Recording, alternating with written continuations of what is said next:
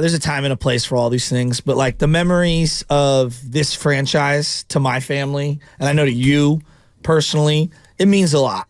You know, my early memories of sports were going to Candlestick to Giants day games and going to Niner games on Sunday with my grandfather and my dad. And we were very blessed because both my grandfather and my dad had individual season tickets. That was part of their family ritual. That was our family ritual. When me and my brother, got to about 18, we started buying the season tickets. And this team has always been there every Sunday. Win, lose, yes, they were winners. They were amazing. They were a great dynasty, some great memories, all those things. But the familial bond that we have over heartbreak, over happiness, over everything, this team means a lot to this region. And they're the only team, the Warriors moved west. Giants moved west. And those are great teams, and I love those teams. This is the first born and raised Bay Area team on the West Coast in 1946. Yeah. And what it represented for the city at a time of turmoil coming out of the dying out of the hippies and everything like that, and some Harvey of the assassination attempts and Harvey Milk and Moscone and et cetera.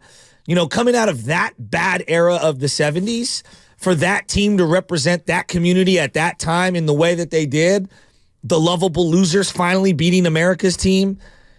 This team means a lot to a lot of people up and down the coast of California, and it means a lot to me. And I'm kind of pinching myself that we're here again on the brink of trying to get back to where we were 40-something years ago. Well, it's funny. Greg Wog, who does play-by-play at UC Davis, he worked here for a little bit. Good kid. Freelancer with the Examiner, called me yesterday to do a story. And he asked me a bunch of great questions. Mm-hmm. But he said, what would this championship mean to the city? And I said, damn. He goes, all right, well, how do you phrase it? He goes, would this be the biggest championship in Bay Area sports history, or most impactful, something like that? Okay. And I was thinking about it. I said, 2010 was special because we hadn't seen the Giants win in San Francisco. 54. Although they came from New York City. Yes. They weren't our original team. They came from New York, moved to San Francisco. They're ours now, no doubt about it. But 2010, I was like, wow, the Giants actually won a World Series. I know, it was incredible. After coming close and close and close. Then 2015 happened with the Warriors, and I thought, wow, the Warriors are NBA champs? I was just praying for them to get past the first round of the playoffs. I know. I was just hoping for playoffs. But the Niners, to your point about being born here in 1946 and playing at Keysar in the drought, they haven't won a Super Bowl in the internet era, right? I know. The internet era, the Niners haven't won a Super Bowl. And Miles in San Francisco had a tweet the other day that really touched me. He goes, boy, this Super Bowl between the Niners and the Chargers, that video gets grainier and grainier by the year. He's so right. HD can't save it. So I'm thinking if the Niners do pull this off on Sunday, there's generations, the John Curleys, the Sam Lubmans, all the youngsters who haven't seen the Niners win yet.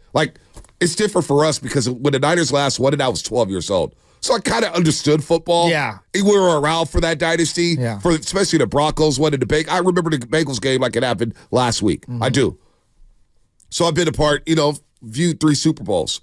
But this one in our adult life, to really understand football and to be in this position, and if they win it, that parade could be an all-timer. Could be the best parade ever had, a championship parade in Bay Area sports history. Well, and to get over the hump, I think, is the big thing. Because, when I think about the Giants, 02's a heartbreak.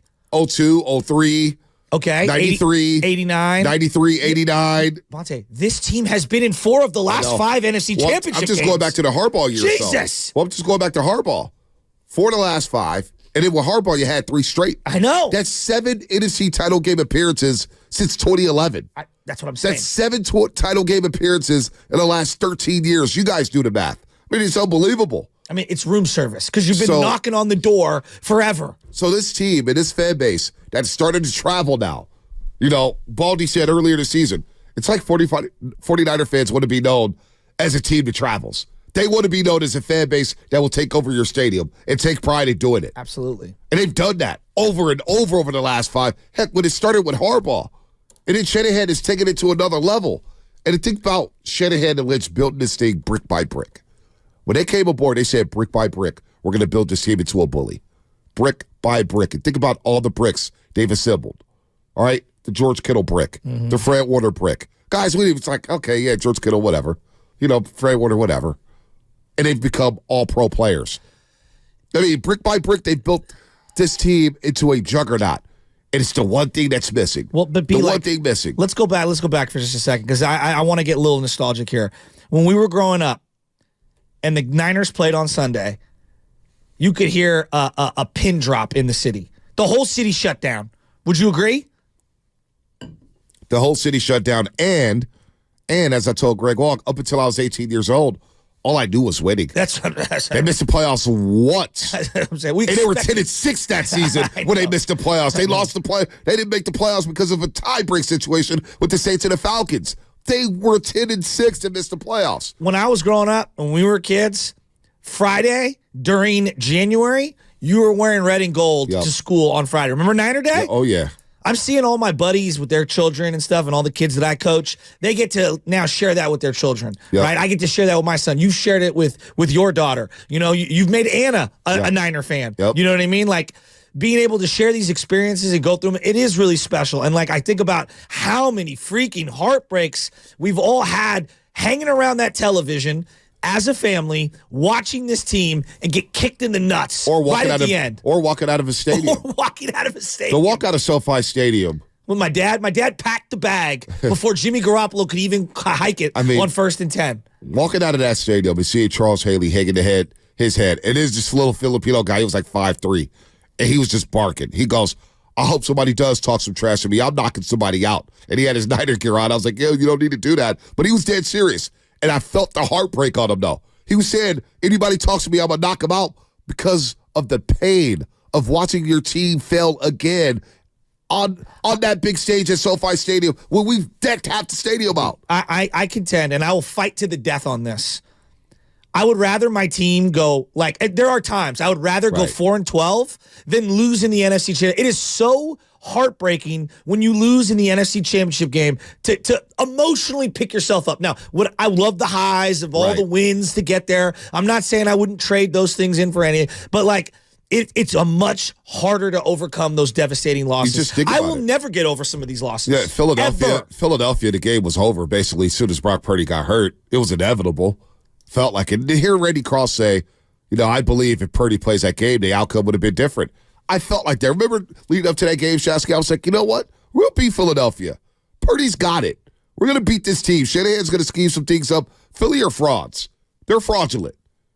Now, they had a high-powered offense, and they were really good, and who knows? Maybe they still win that game. I don't know. I feel like they're a little bit soft. Well, we found that out this year. They were soft. But the heartbreaks, the 2011, the Harbaugh years, and again, Greg was asking me, I said, I just really want a ring for Fred Warner because the difference in having that Super Bowl ring may be the difference in you making the Pro Football Hall of Fame. I saw Bryant Young and I saw Frank Gore pulling the foghorn against the Detroit Lions at halftime. One guy got a ring his rookie year. Yep. And I believe if he doesn't get that ring, I don't think he's in the Hall of Fame. I don't think he's in the Hall of Fame at all. I don't think at all. And I see Frank Gore, who should be in the Hall of Fame, he doesn't have that ring. And it's like the one thing missing from his entire career. Patrick Willis, still not in the Hall of Fame. It's absurd. No ring, right? Justice Smith may not make the Hall of Fame because he doesn't have that ring. Joe Staley may not make the Hall of Fame because he doesn't have that ring. He may have to wait a very long time. NFL honors tomorrow, by the way. We'll find out if Patrick Willis will be a Hall of Famer.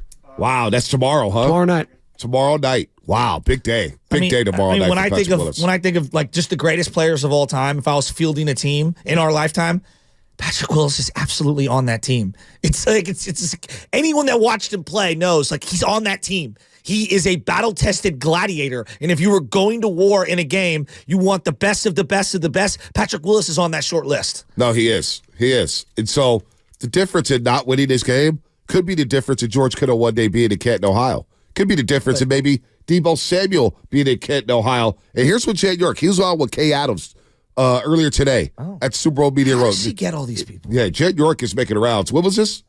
It was this morning. Yeah. Kay Adams. Up and Adams. She's very good at her job. Jed York about how Deebo at halftime. Think about this story. They're down 17. I watched Deebo at the end of the half. He was standing off to the side by himself. He was disheveled. Couldn't believe what was happening. Well, Jed York tells a story about walking down to the locker room at halftime with the Niners down 24-7 against the Lions.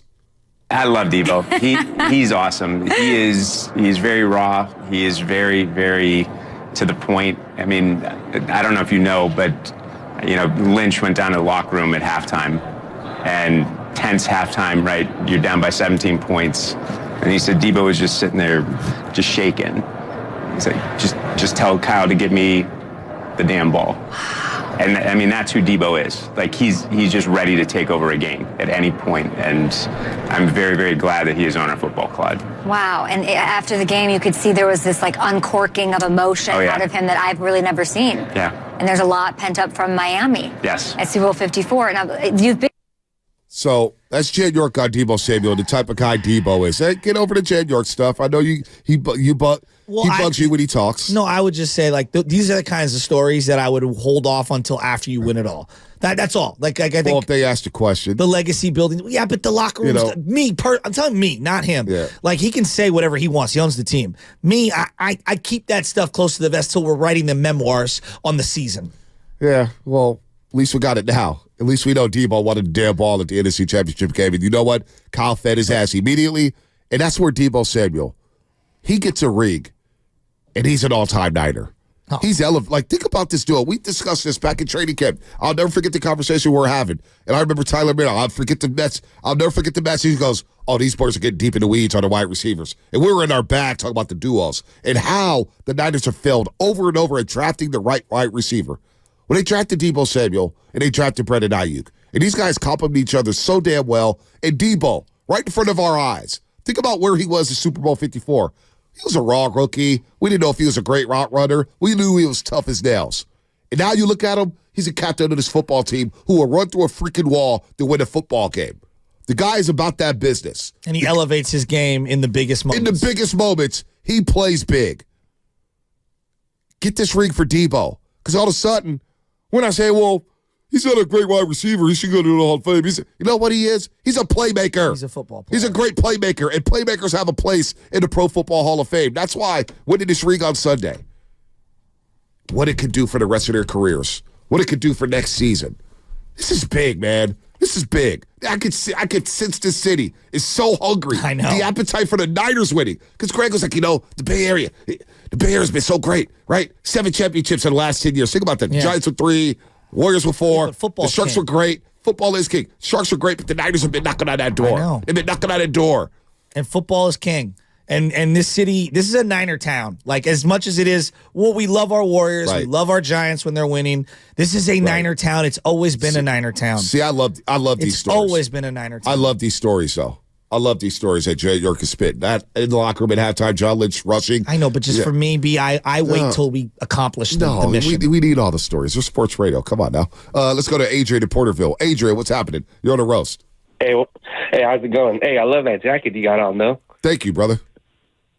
Hey, man, we got to win this game. Like, I am so tired of the heartbreak. But I have a good feeling we're going to get this on Sunday. Something just tells me that we're going to get this.